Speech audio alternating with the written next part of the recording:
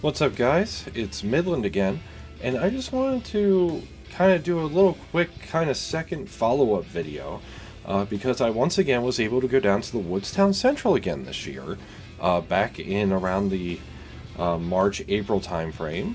I happened to be in the area, so I decided to stop by for a nice little caboose ride, and it was an amazing experience, just as it was back in February. I truly need to commend the Woodstown Central and their managers, their operators, their train crews.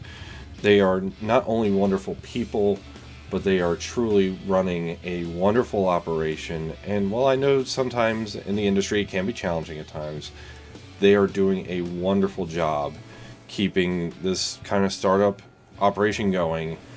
And I truly, truly believe that everyone, if they ever end up in the southern New Jersey area, should wholeheartedly check out the Woodstown Central.